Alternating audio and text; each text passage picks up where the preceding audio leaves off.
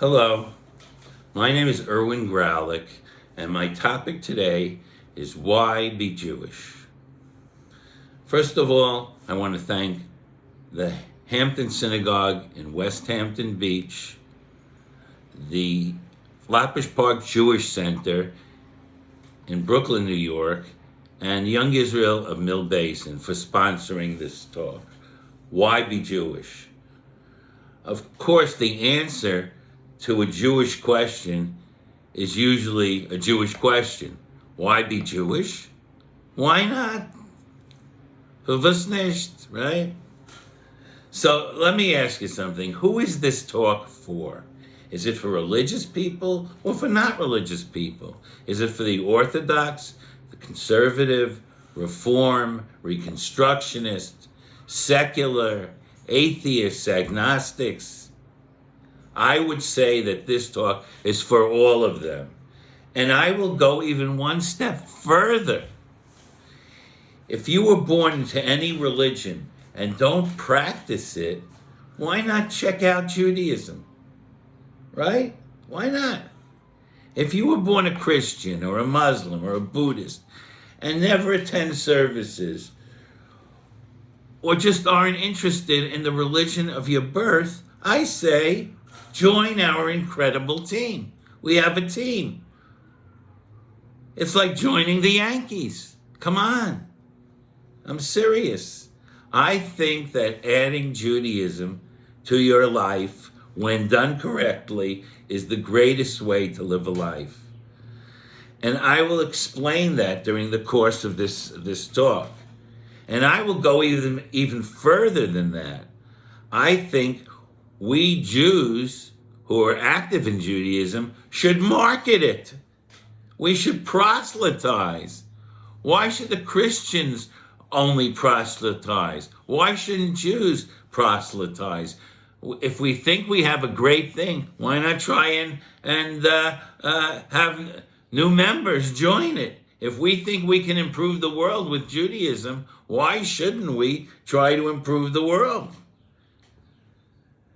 You know, when the 3 synagogues contacted me during this pandemic crisis, which is known as the COVID-19 shutdown, I thought it was actually a very appropriate time for a talk with this theme.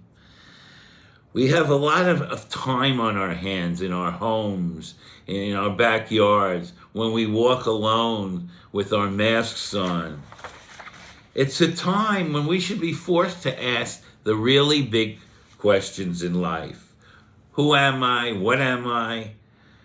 What am I doing with my life? Is what I'm doing at the office or now at home where I'm working from home, is that such an important thing? Is that paycheck that we get so important? Is that the ultimate, right? And for those of you who are retired, am I using my retirement properly? What's the purpose of life? That's what we should be thinking about now with all these things going on. It's scary.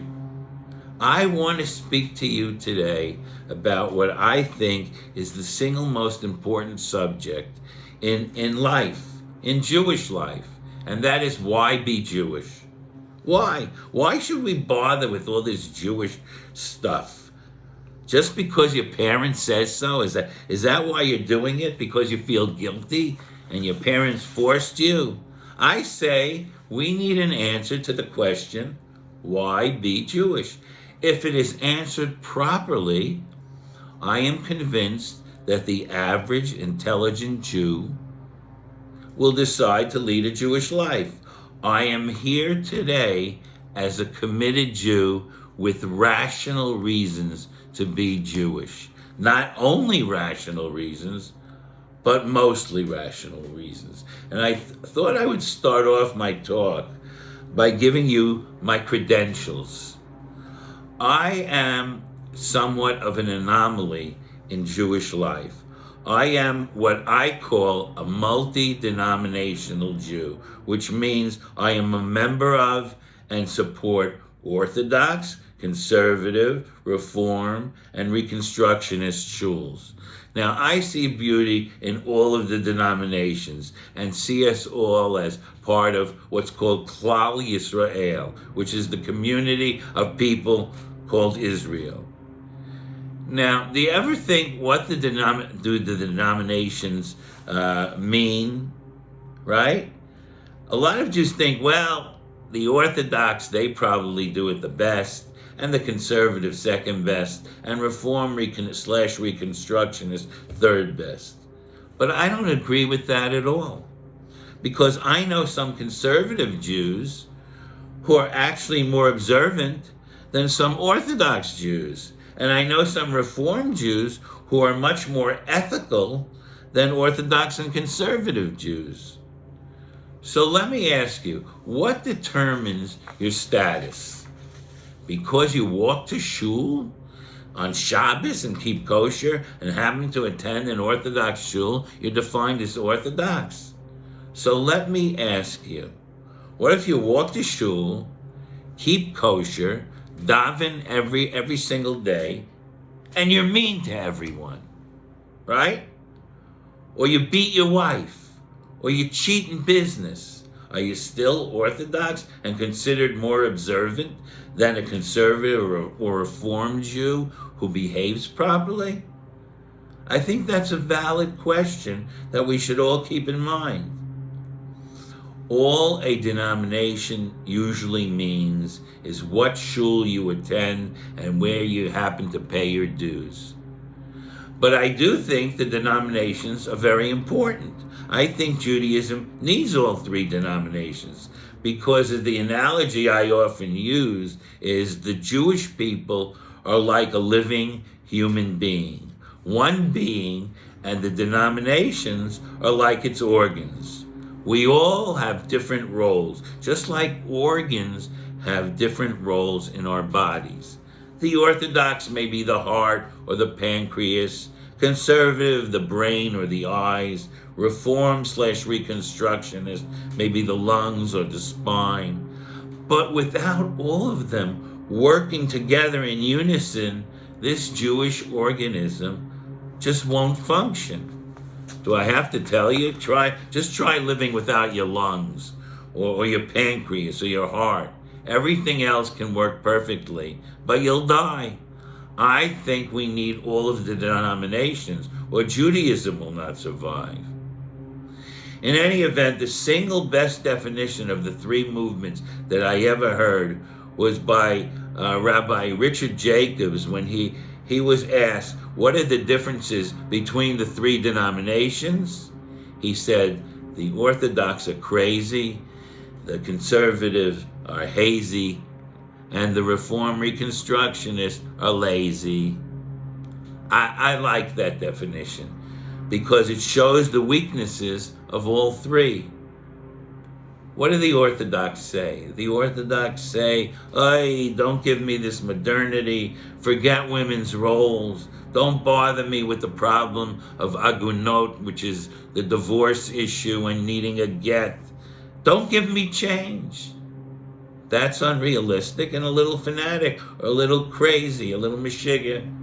The conservatives say, should we drive to shul? Should we not drive to shul?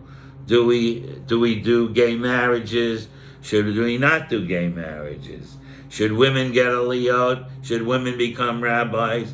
They're not sure. They're hazy. And what do the Reforms say? The Reforms say, I don't have to do it on Reform. I don't have to do it on Reconstructionist. That's lazy. That's an excuse. So this crazy, hazy, lazy actually does make a lot of sense. But the term I like to use to describe Jews is not simply Orthodox, conservative, Reform, Reconstructionist. It is this. It is serious and not serious. Are you a serious Jew? That's what I will define for you throughout this talk. So the key question today that I would like to answer is, why should we affirm Judaism in these first 2 decades of the 21st century when we have so many choices? I tell you, my friends, we are living today in what I call the age of options. I am convinced that just as historians have looked back on the prehistoric age, the Ice Age, the Renaissance, the Reformation, the Age of Enlightenment, the Age of Reason, they will look upon the 60s, 70s, 80s, 90s as the age of options, the age of choices. For my parents' generation, and certainly their parents, and 100 generations before that, there weren't any real choices. I mean, are you kidding? Can you imagine a talk in the shtetl, why be Jewish? Favus b'nei. It would be ridiculous. There wasn't any choice. There weren't any options. Why be Jewish? The question, like the title of this talk, was never asked in the shtetl, or even it wasn't asked even in America in the past. But today it is asked. Why should I do all this stuff? And that is because there is a major generation gap in Jewish life today. One and only one, and I will define it for you. For those Jews born and raised prior to World War II, being Jewish was a given matter. Let me explain. The following was the case for Jews born and raised before 1945. They understood that they were born a Jew, therefore automatically they would live a Jewish life, they would marry a Jew, they would raise Jewish children, and they would die a Jew. Asking the question, why should I be Jewish, would be absolutely meaningless to that generation, any more than asking the present generation, why are you an American, right? I mean, what else are you going to be? An Armenian? You're born in America, right? Now, for those Jews born after World War II, for my generation, and certainly for kids now graduating college and all future generations, everything that I just said simply does not hold true. For us, being born Jewish is just an interesting fact of life. You ask young adults today, what are you? And they'll say, yeah, I was born a Jew. Like, oh, I was born with brown eyes, or I was born in Brooklyn. So what? So what? It doesn't determine anything. Being born Jewish today doesn't determine a thing. It once did. It doesn't determine your lifestyle. It once did. It doesn't determine your values. It once did. It doesn't help shape your ideas. It once did. It doesn't even determine who you will marry. It once did. That's a big deal. This is known as a sea change in life. So we need to know, why should we be Jewish, and why should Judaism survive?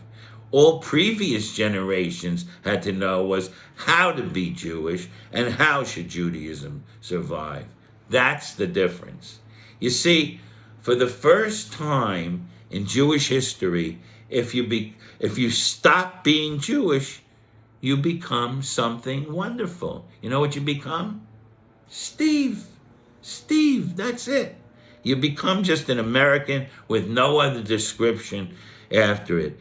Not Steve the Jew or Steve the Christian, but Steve the Nothing. You can actually be Steve the Nothing, and this is brand new.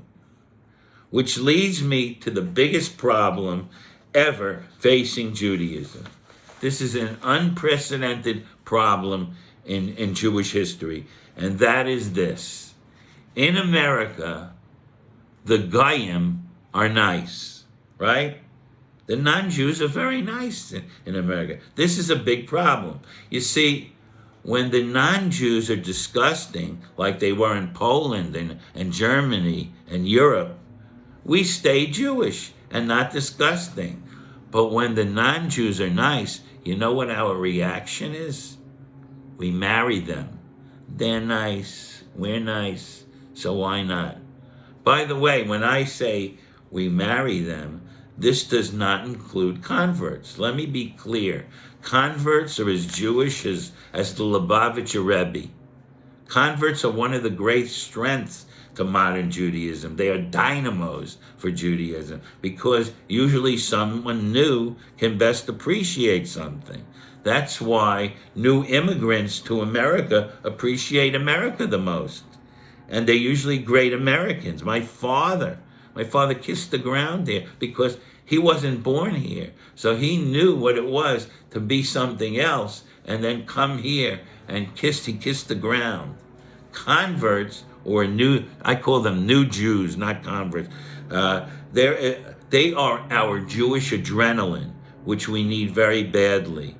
I go to a lot of synagogues. I give a lot of these talks, and the converts are the most active. They're changing light bulbs. They're coming up with new programs. They're putting the rabbi on video and doing all kinds of creative things with the services. It's amazing. It's amazing. I have an entire talk on the importance of converts, which hopefully one day you'll hear. So again, we need to know today why to stay Jewish and lead a Jewish life, whereas all previous generations had to know was how to stay Jewish and how to lead a religious life. And here, Jewish life fails miserably. In Jewish day schools, in yeshivas, in afternoon Hebrew schools, you know what you learn? You learn how. Not why, never why. Oh, I learned it in my Hebrew school. In addition to the spitball shooting, I learned how to pray, how to daven, how to keep kosher, how to shake a lulav, how to build a sukkah, how to put on tefillin, how to keep Shabbos. They were all beautiful, but always how, and never why. That's a problem. If I would have asked my Hebrew school teacher, hey, Rabbi, why should I keep kosher? He wouldn't have thrown me out of class because you're allowed to ask questions, but he wouldn't have understood the question. Well, what do you mean, why keep kosher? What kind of narishkeit is that? His answer would have been, because God said so, or Kadosh Baruch Hu said so, or the Torah said so, whatever his rhetoric was, which sufficed for him, but it didn't suffice for me. First of all, I wasn't even so sure that there was a God. Second, even if there was a God, I wasn't absolutely certain that this God actually preferred filet of sole to lobster tails. You know, this wasn't a leap of faith I was prepared to make in the 5th grade. I mean, why does the master of the universe even care what you eat? Now, I now believe profoundly in kosher, in Kashrut, and I will tell you why in a little while. Now, I have one childish quality that I have retained and never lost, and it has helped me immensely in life and especially in Judaism. Children, as we all know, are notorious for asking why. I continue to ask why, even into adulthood, just like a child. You tell your child, put on a coat, why? It could be, 10 degrees outside, why? Take the medicine, why? Put on your galoshes, why? Do the homework, why? Right? That I never lost this quality. I ask why. I remember I once asked a rather well-known Jewish leader, head of a very large Jewish organization. I said to him, hey, Jerry, you work so hard for Jewish causes. Why should Judaism survive? And he was a very sweet guy in his nice way. He says, Irwin, what do you mean? We've been here so long. Why should we give up the ship now? Sometimes I think for many Jews, they think the ultimate purpose of Judaism is to enter the Guinness Book of World Records. Right after largest watermelon grown, it will say most years lived as an ethnic group, Jews, and we're in it. Yay, yay, yay. We're in there. So what? Really, so what? Again, no reason. So without a good reason, I am not prepared to do anything. Therefore, in my late teens and early 20s, I thought that being born Jewish was an interesting fact of life, but it stopped meaning too much to me. By the way, I also realized another thing. First of all, very few Jews were religious. And secondly, very few people were Jews. Do you know that out of every 1,000 people, less than 2 are Jewish? And usually one of those 2 tries to hide it or doesn't practice it at all.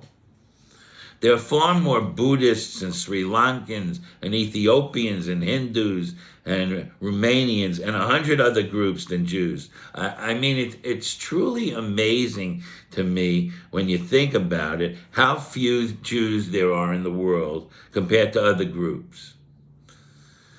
Look, let me put it this way. Out of every 1,000 people, 998 are not Jewish. Yet, we Jews have had the colossal chutzpah to divide, and I mean this is chutzpah, to divide the world into 2 groups, Jews and Gentiles. 2 and 998. And you know what's even more amazing? That the world accepts it, right? I mean, you always hear it. I'm not Jewish, I'm a Gentile. I never heard a Jew say, I'm a non-Christian, right? Can you imagine if any other group did that? Are you Albanian? And then make up some name for non-Albanian. And it's good that it's kind of funny. It's good that you're probably laughing out there. But it shows that we're onto something important here. I gave a talk recently at a church in Manhattan on the differences between Judaism and Christianity. And the priest in this church, after I spoke, he was talking about Jews. He was a very sweet guy, and he kept referring to the Christians as we Gentiles. I mean, I didn't know how to react. I am the tiniest of tiny groups, and he is defining himself as not being in my group. I mean, what do you say to that? What do you say? That's part of the mystery of this miraculous riddle of the obsession of the world, not just Jews, with Judaism. So we come back now to that very powerful question, why be Jewish? Now, there are 2 standard answers to this question. The religious Jew says, God said so, no thought, no reason, no questions. And the irreligious Jew says, I was born a Jew. Again, no thought, no reason, no question. Reason plays no role. That's the crisis that we Jews have today. I have a litmus test as to whether you are a serious Jew. You have to answer the question, why do you do what you do Jewishly, and why don't you do what you don't do Jewishly? In other words, I asked the religious Jew, why do you keep kosher? Why do you keep Shabbos? Why do you wear a kippah? And I asked the non-religious Jew, why don't you keep kosher? Why don't you keep Shabbos? And why don't you wear a kippah? You better have an answer for me, either way. And if you do, I certainly respect that. Or are we just creatures of habit with thought suspended? Are we just robots doing whatever our parents raised us with or didn't raise us with? Judaism demands that you know the answers. You have to learn and know. Judaism is rooted in 3 things: study, knowledge, and deed. Other religions are rooted predominantly in faith. That's it. You have to believe. In Judaism, you have to know. You can't just say, well, I feel Jewish and I eat bagels and lox on Sunday, so it makes me Jewish. That doesn't work. No. Let me give you an analogy that should help you understand this idea and should resonate with you. Imagine if someone would say to you, I'm a good physicist. You would say to them, well, do you know anything about physics? And they would say, no, but I donate to physics associations. I attend physicist gatherings. I celebrate holidays that are important. to physicists. And when people persecute physicists or desecrate physicists' graves, boy, I'm out there on the front lines fighting. Well, I think you all understand this makes you a nice person, but you're not a good physicist. Same with Judaism. You have to know it and you have to do it. That's the key. There's another important thing about Judaism, and that is to understand how it differs from other religions. Most other religions are concerned with your thoughts. Judaism isn't very concerned with your thoughts. It's concerned with your deeds. How do you act? How do you behave? That's what Judaism wants to know. If you donate $1 million to a hospital to build a cancer research center simply because you want your name and lights on the wall, Gesundheit hate, that's perfectly fine according to Judaism. With Christianity and most other religions, your feelings are key. How do you feel about it? What's in your heart counts more. And you know what gave me insight into this many years ago? How many of you out there remember the famous Playboy interview when Jimmy Carter was president? He said in that interview that he lusted after other women. Remember that? And most of the country was horrified. It was on the front page of every newspaper. When Jews heard about it, their reaction was at the time, I remember my father's reaction, he couldn't understand. What's the big deal, right? Jews said, what do you mean he lusted? Did he do anything about it, right? Did he do anything? That's the key. What's the big deal? What's the crisis? So he lusted. Who doesn't lust? What healthy male doesn't look at an attractive woman and have his thoughts wander, or walk down Fifth Avenue and have his thoughts wander? That's how guys are made. Whether you like it or not, that's the way it is. So what? But this idea that it's a terrible act comes from the New Testament. Jesus says in the Gospel of Matthew, if a man lusts for a woman, it is as if he has committed adultery with his heart. Now, in Judaism, you can commit adultery, but not with your heart. There's only one organ that you can commit adultery with, and it doesn't have auricles, ventricles, or a mitral valve, okay? We all know that. Judaism doesn't trust people's deeds. It doesn't trust their actions, not their hearts. That's why we have so many laws.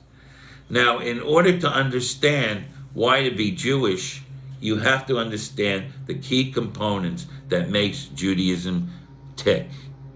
I'm going to say something that may sound strange to you, but the Jews have a Trinity. Just like Christians have a Trinity, which is the Christian Trinity is the Father, the Son, and the Holy Spirit. The Jewish Trinity is God, Torah, and Israel. When you are committed to learning and practicing the ideals of this Trinity, you are a serious and authentic Jew. So let's deal with God first. Now, many Jews think it is critical, according to Judaism, to believe in God. Let me show you why that is not the case in Judaism, unlike every other religion where belief in God is key. God is quoted in the Talmud saying, I'd rather they do my laws than believe in me, because through doing my laws, they will come to believe in me. There isn't even a prerequisite to believe in God. And do you know what the name of the Jewish people is in the Torah? It's not Jews. There's no word Yehudim in the Torah. We are referred to as Yisrael, Israel. Am Yisrael Chai, right? Do you know what Israel means? Jacob fought with the angel. El is God. Yisra comes from the word saror, which means to struggle with or to fight with. The name of the Jewish people is to struggle or fight with God. How do you like that? It means struggle with belief, Fight God, question God. That's the Jewish way. But don't dismiss God.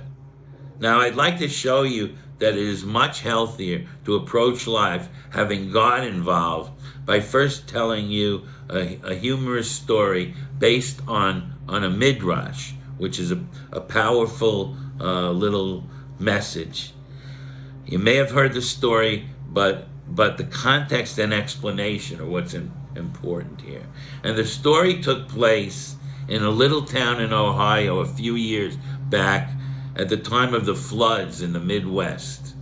There was a religious Jew named Moshe Schwartz living there in his house, and the flood waters started to come. But Moshe, he wasn't worried because he was religious.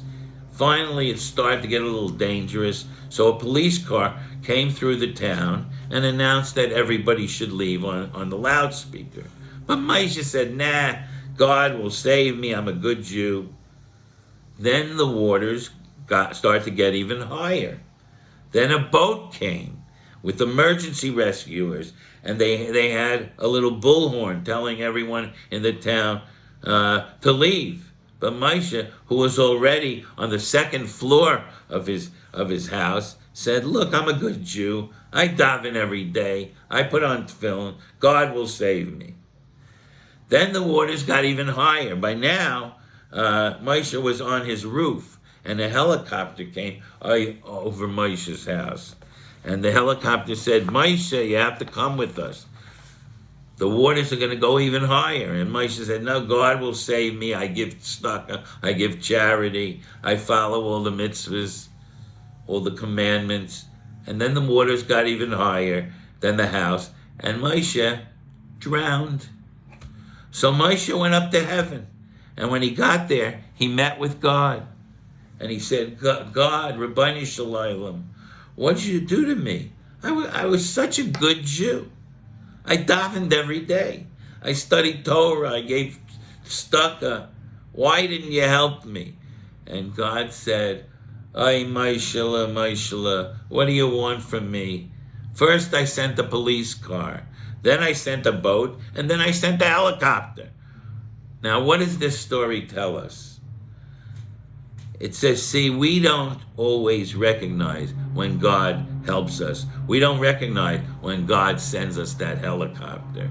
How about when we recover from a sickness? Who made that system of antibodies? You really think it's an accident of cells coming together in the exact sequence? How about when we arrive safely after an airplane trip? That's how to think about life in the healthiest way. Now, as I told you in the beginning, I am a rational guy. Sometimes it may be because of a good airline maintenance program, but I am convinced that sometimes it goes beyond a good mechanic or a good doctor. That's how Judaism teaches us to think. We should appreciate many things through belief in God, who at times acts in our lives.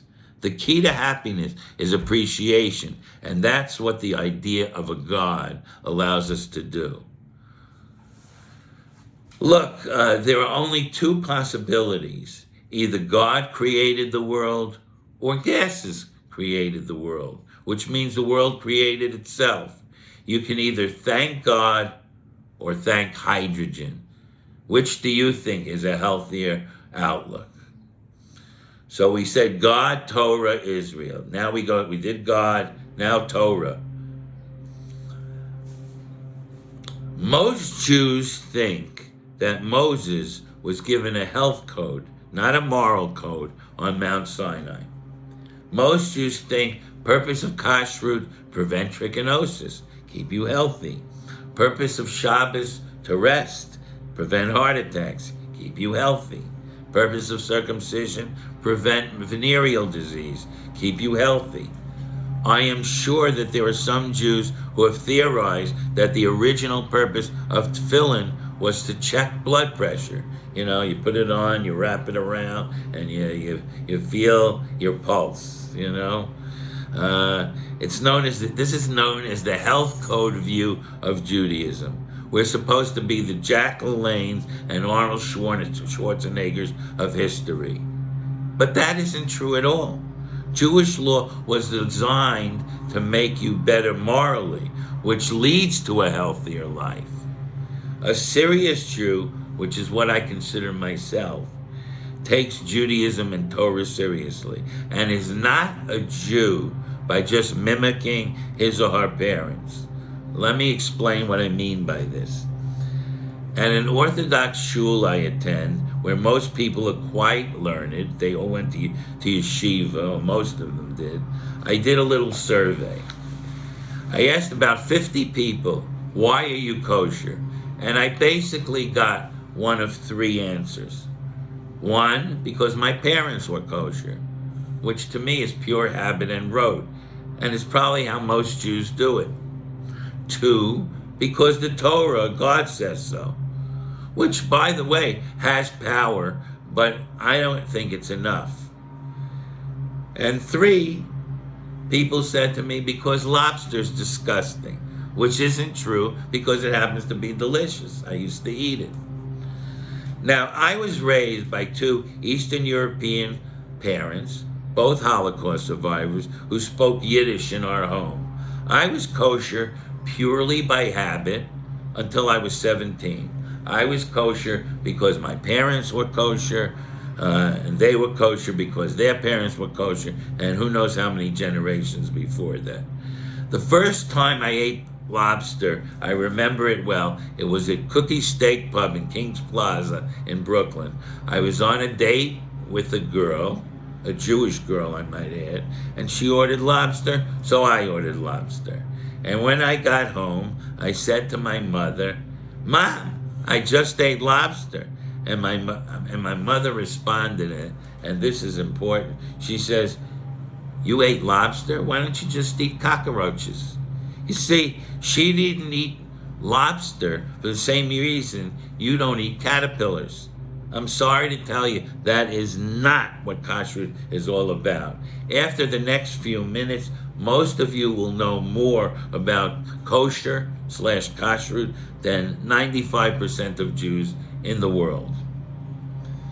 Now, many Jews say, "Oh, I have a kosher home, but I eat out non-kosher." So I always say, for those Jews who have a kosher home but eat out non-kosher, your dishes will go to heaven, you know? Unfortunately, most Jews don't have a clue, not a clue, as to the deep, profound meaning and life-changing experience of Kashrut. Now, Kashrut, I have an hour talk. It's amazing. But what I will do now is just give you a brief outline of kosher. Now, I have chosen to explore Kashrut with you because most Jews think it is one of the most irrelevant, outdated Torah laws in Judaism, and I say it is one of the most important and profound.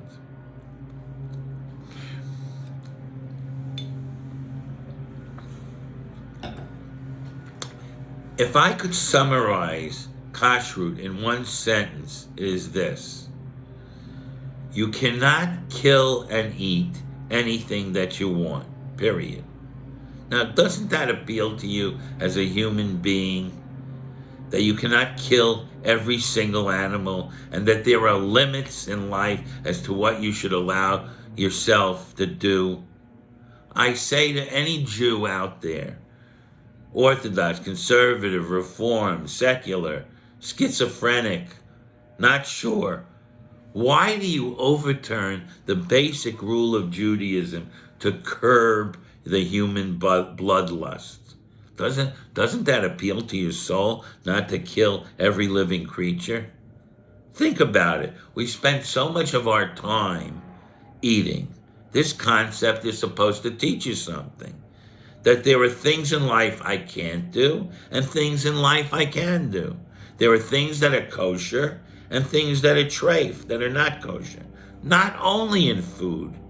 There should be limits in what we permit ourselves in life. This is an unbelievable lesson for you and for your children and grandchildren to learn. This will amaze you But Kashrut is actually designed to make you a better person. How? By putting restrictions on what you can and cannot do. It sets an example for so many other areas in your life. It teaches self-control.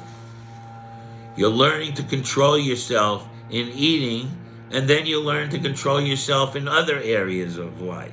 Since eating is such a big part of the human experience, why not set rules about it? Why not learn from it? It's so brilliant. Not that lobster is disgusting, because it's not. It happens to be very tasty. In fact, the Rambam, Maimonides, himself said, you should want to eat non-kosher, you should think it's delicious, which it is, and decide that you shouldn't have it. What do we learn from this? We learn that if we can control our appetites, then we can also control other parts of our life. What a lesson. What a lesson. I always say if Bill Clinton understood that lesson, he wouldn't have gotten into so much trouble in his life with Monica Lewinsky. He would have learned to control himself. Now, there are two aspects of Kashrut. First, as we already said, you are not permitted to kill and eat most animal species. Second, the ones that you can eat must be killed in a specific and painless manner, except fish. Now, how do we know what's kosher? The Parsha tells us it's divided by sign. First of all, land animals must have split hooves and chew their cud. Fish must have fins and scales, and birds must not be birds of prey. Now, again, ask why. Why these signs? Because unlike other religions, Judaism is absolutely preoccupied with life. These signs, as you will see, symbolize separation of life and death, and Judaism's focus on life. God says in the Torah, in Deuteronomy, "Hachayim v'hamavet natati lefanecha ubacharta chayim." I put before you life and death. You Jews choose life. You Jews be obsessed with life, with this life, with living it, with improving it, with having a great time in it, with appreciating it. Virtually all the animals that are not kosher are without the signs I mentioned and are death-oriented animals. Every animal that kills to eat is not kosher. They are carnivorous or scavengers who prey on the dead. Shellfish, which don't have the signs of fins and scales, are scavengers of the sea and are in contact with the dead on the ocean floor, right? Birds of prey, what does that mean? Birds who kill, and they are not kosher. Remember, separate yourselves from those who kill. Every kosher land animal has split hooves and chews its cud and is vegetarian. The animal does not kill. To me, this is incredible. Judaism also says anything that symbolizes life should be separated from anything that symbolizes death. For example, you can't eat milk and meat together. Ask again why. Meat symbolizes death, and milk symbolizes life to cows and bulls. That's why you can eat meat with fish. Milk, I should say, that's why you can eat milk with fish, because fish don't produce milk. So when I don't eat meat and milk together, I understand why. It's my way of affirming that life and death do not mix, not like the terrorists who mix them. Terrorists at the World Trade Center screaming, Allahu Akbar, God is great. How do you mix that death, that terrorism, with the religion? Not in Judaism. The second part of Kashrut is an amazing lesson in ethics, having to do with the most humane way of killing the animal, shkita. But because of time, I'm not going to go into it. But again, it's beautiful and ethical. How you kill the animal, the sharpness of the blade, the least amount of pain. We Jews were actually the original animal rights activists, but we didn't go to the extreme like some of these activist groups. This kosher idea forces you to think about behavior, about goodness, and about caring virtually every time you eat. It's a reminder, and it's a beautiful reminder. We covered God, we covered Torah, and now finally Israel. Israel isn't the state of Israel. That's under this. Israel is Jewish peoplehood. We are not only a religion, we are a people. And what is the meaning of this peoplehood concept? Am Yisrael, one family. I am stuck with you, and you are stuck with me. We are somehow responsible for each other. That's humbling, and that's enriching. But that's what it's all about, and that is why you get tears in your eyes when you see Jews go down the ramp at Ben Gurion Airport coming off a flight from Ethiopia to Israel. It doesn't make sense, but you cry. You have nothing in common with those people, nothing except Judaism. But you worked for them, and you worked to get them out of that country. You donated money, and you know absolutely nothing about them. We are the real extended family. And by learning to take care of your own extended family, you'll learn the valuable lesson of taking care of strangers, of non-Jews as well, and being responsible for the entire world. That's what we learn from this peoplehood concept, taking care of the world. And so, my friends, I conclude a talk on why be Jewish with one more true story about the power of Judaism and how we never know its ramifications. This unbelievable story, every time I tell it, it gives me the chills. The story takes place in the town of Punovich, Lithuania, and begins in 1941. Many families in the town were being shipped to work camps, which were actually concentration camps. And some had an inkling that disaster awaited them.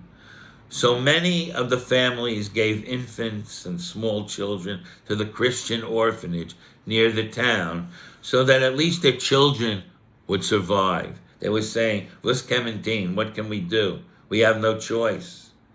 Well, as was the case in virtually every single town in Eastern Europe, the Jews from this town, or the adult Jews, were all murdered in the camps. One of the only survivors was the rabbi, who was known as the Punovich Eruv. So after the war, he went back to the town and went to the orphanage to get all the Jewish children out, and he wanted to take them to Israel. But he had a little problem. All the records had been destroyed, and most of the children were just too young to remember anything. And the orphanage officials wouldn't trust what the children would say anyway, because all of the children wanted to leave the orphanage. So the rabbi asked the administration in the orphanage if he could address the children at dinner that particular evening. And the orphanage officials agreed. So it was dinner time, which was about 6 p.m., and there were about 1,500 children seated in this vast dining hall, and the rabbi stood up on one of the tables, and in this vast silence, as the 1,500 children were looking at him, he yelled out this: "Shema Yisrael, Adonai Eloheinu, Adonai Echad." And all of a sudden, from the quiet, you started to hear from different parts of the hall, "Mame, Tate, Ima, Abba, Futer, Mutter." About 220 children responded.